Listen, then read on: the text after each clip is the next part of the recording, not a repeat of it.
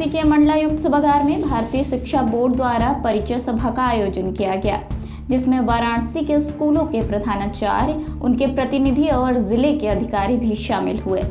इसमें शिक्षा के उन्नयन और सिलेबस को किस प्रकार से लागू किया जाए, इस पर विस्तार से चर्चा की गई। गोष्ठी में विचार व्यक्त करते हुए वाराणसी के मंडलायुक्त कौशल राज शर्मा ने कहा कि भारत का एक गौरवशाली इतिहास रहा है। हमको अपने पाठ्यक्रम में भारत के गौरवशाली इतिहास को शामिल करते हुए इस बात का भी आने वाले विद्यार्थियों या वर्तमान में पढ़ने वाले विद्यार्थियों को दिशा करना होगा कि किस प्रकार से हमको आज़ादी मिली है और हमको उसको बनाए रखना है, क्योंकि पूर्व के कटु अनुभव रहे हैं कि किस प्रकार से व्यापार के माध्यम से विदेश से लोग यहाँ पर आए और यहाँ के लोगों को गुलाम बना लिया गया। यह मानसिकता गुलामी के साथ साथ शारीरिक गुलामी भी थी। आज भी ई कॉमर्स ट्रेडिंग कंपनियों के माध्यम से लोग भारत के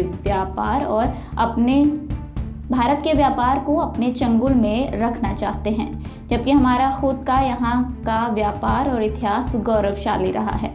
इसलिए हमको ऐसे इतिहास के बारे में भी पढ़ना होगा कि किस प्रकार से हमने अपने अस्तित्व को पुरातन काल से बचा कर रखते हुए उसको सोने की चिड़िया बनाया था। हम पाश्चात्य संस्कृति के गुलाम ना हो, इसके लिए इतिहास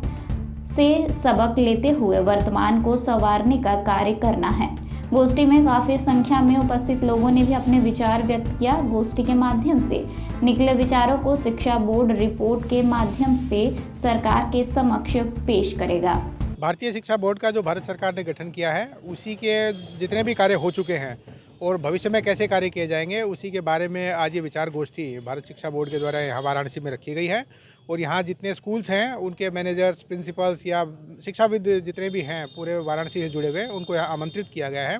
ताकि पूरे बोर्ड की रचना की जानकारी, उसके साथ साथ जो उनके द्वारा विकसित जो पाठ्यक्रम की जो विषय वस्तुएँ हैं उनकी जानकारी और आगे भविष्य में कैसे इसको टेकअप किया जाएगा, उनकी सारी जानकारी दी जा रही है। और एक बड़ी सार्थक चर्चा हो रही है कि भारत को भी अपना जो खोया हुआ अस्तित्व है, जो किसी प्रकार से अलग अलग समय में नष्ट हुआ है, उसको पुनर्जीवित करने के लिए कितने अच्छे प्रयास हो रहे हैं। और अब आगे समय आ गया है कि भारत स्वयं अपने विकसित किए हुए ज्ञान के ऊपर खुद का राष्ट्र का निर्माण अब एक नए सिरे से करें और साथ ही पूरे विश्व को भी एक उसका प्रकाश आगे प्रसारित कर सकें। तो बड़े ही सार्थक गोष्ठी हो रही है और बड़े सार्थक विचार यहाँ पे व्यक्त किए जा रहे हैं। और मैं